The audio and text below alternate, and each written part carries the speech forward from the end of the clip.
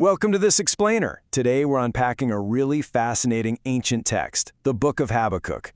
You know, when most of us think of a traditional prophet, we usually picture someone standing at a street corner, shouting a booming message directly at the people. But Habakkuk, he turns that entire format completely on its head. What we've got here isn't a sermon at all. It's actually a profound, dramatic, and intensely private dialogue between a prophet and the divine. It's a text that wrestles with some of the heaviest questions of human existence, taking us on a wild journey from deep, dark despair to ultimate praise or doxology. Just listen to this opening plea from chapter 1. Why do you make me look at injustice? That grabs you right away, doesn't it? This ancient text basically breaks the fourth wall from the very first sentence. Habakkuk doesn't bother with pleasantries. He opens with this incredibly raw, relatable human complaint. He's looking around at his society and all he sees is unpunished violence, paralyzed law, and perverted justice. The wicked are totally hemming in the righteous, and he's demanding to know why a just God would just sit back and allow it. It's that timeless problem of evil, and it hooks us straight into the narrative. So, here's our roadmap for the explainer today. We'll be moving through the prophet's plea, a shocking divine response, waiting on the watchtower, 5 woes to the wicked, a cosmic prayer of awe, and finally, finding faith in ruin. Let's dive right in. Starting with Section 1, the prophet's plea, a cry against violence. Habakkuk is just deeply, deeply frustrated over what feels like completely silent heavens. He details how he's literally crying out violence to the divine, but he sees absolutely no salvation coming. Everywhere he looks, destruction, strife, conflict. The law is completely paralyzed, and then he says this, "How long, O Lord, must I call for help, but you do not listen?" Man, that establishes the fundamental tension of this whole explainer. It really taps into that universal human experience of feeling unheard, you know? Habakkuk is pointing out a massive philosophical paradox. How on earth can a pure God tolerate the treacherous? Why isn't justice prevailing? He is desperate for an intervention. Which brings us to Section 2, a shocking divine response, raising the Babylonians. Well, he gets his answer, but is definitely not the one he was hoping for. The divine voice essentially tells the prophet to look at the nations and be utterly amazed because an unbelievable event is being orchestrated. God is actually raising up the Babylonians to enact judgment. And the imagery used to describe this threat is just terrifying. They're swifter than leopards, fiercer than wolves at dusk. They fly like a swooping vulture ready to devour. Their hordes advance like a desert wind, literally gathering prisoners like sand. And the fortified cities?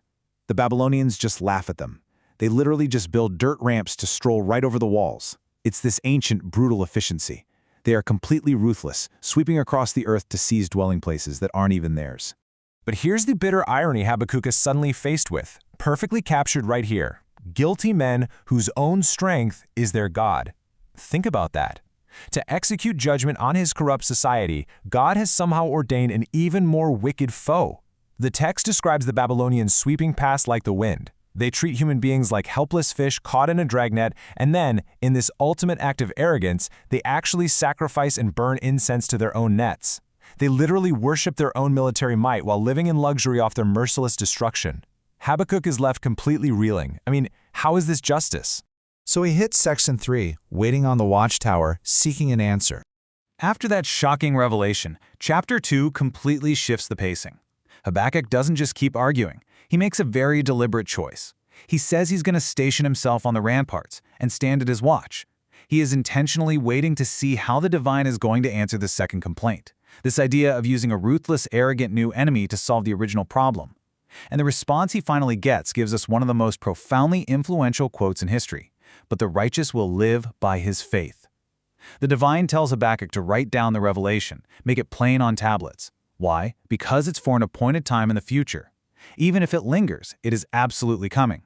The text explicitly contrasts the puffed-up, arrogant enemy whose desires are never at rest with the enduring faith of the righteous. It's this huge call to trust in the ultimate, long-term justice of the divine, even when the immediate future looks completely dark. Next up, Section 4, 5 woes to the wicked, ultimate justice. This is where ultimate justice is finally pronounced. The divine judgment against these corrupt, arrogant empires is laid out in a series of prophetic taunts. The oppressor is described as someone greedy as the grave, who, like death, is never ever satisfied. Because of that, the nations they've held captive are going to rise up with 5 specific woes, or taunts against them. And the cosmic irony here is incredible. The wicked pile up stolen goods by extortion, while their debtors will suddenly wake up and make them the victims. They build a town by bloodshed and crime. The very stones of those walls are going to cry out against them.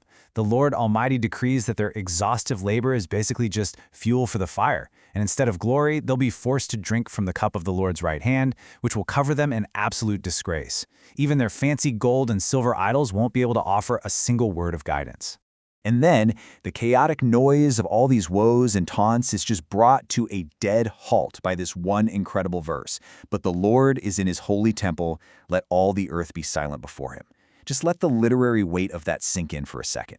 It acts as this majestic chapter break. It literally silences the chaos of all those preceding judgments and transitions the entire narrative away from human violence, straight into profound, reverent awe. Which brings us to Section 5, a cosmic prayer of awe, remembering divine power.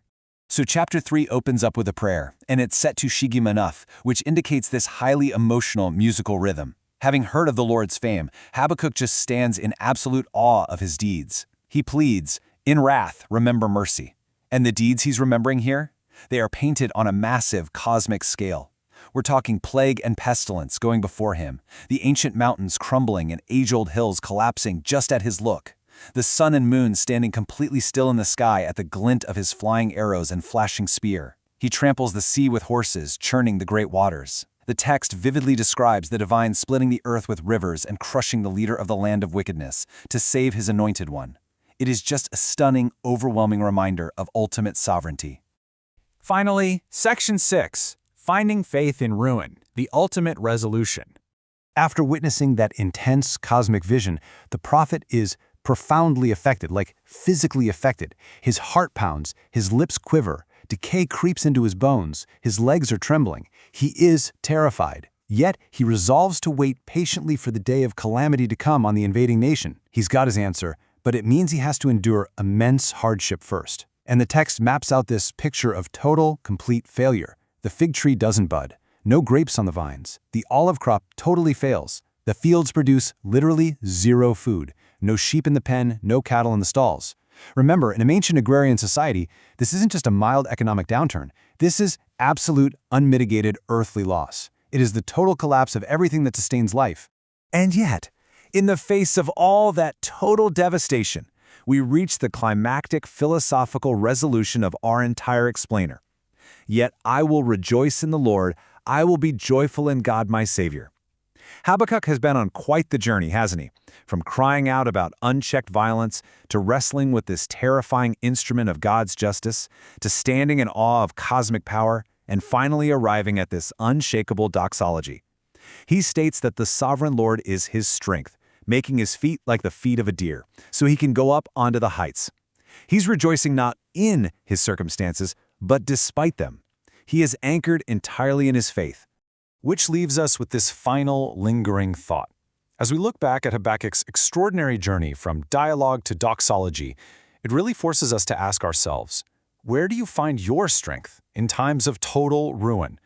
When the systems around you completely fail, when the fields produce absolutely no food, and when the circumstances of life just collapse, what is your anchor? It's an ancient question, sure, but as this text so brilliantly shows us, it's one that remains incredibly, powerfully relevant today. Thank you so much for joining me for this explainer, and I really hope it leaves you eager to dig even deeper into this incredible text.